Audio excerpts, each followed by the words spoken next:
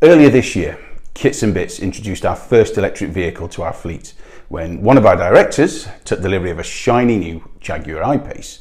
Now, we've worked on many EVs before, but this was a first-hand opportunity to get some information, answer some of the questions that our customers have been asking us.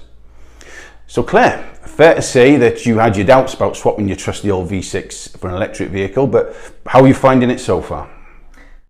I was definitely dubious at first when Mr. Miller told me I was changing to an EV, but after a few weeks I am starting to get used to it. It's a lovely smooth drive and I am starting to get used to charging it and being organised, making sure I have enough charge for where I'm going.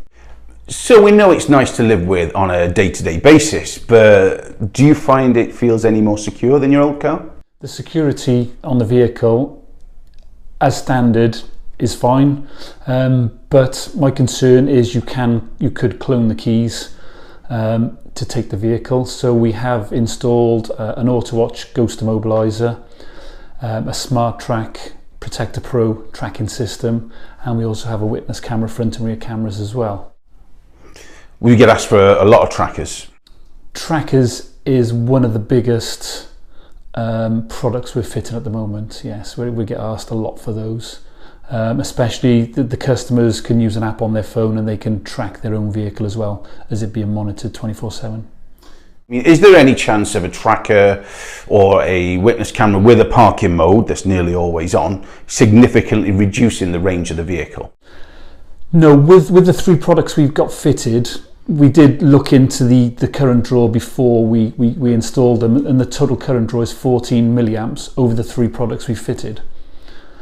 We have done a test as well. We left the vehicle, we installed everything and left the vehicle for 7 days, came back to it, and there's no issues at all, no low battery warning or anything, and it's all fine.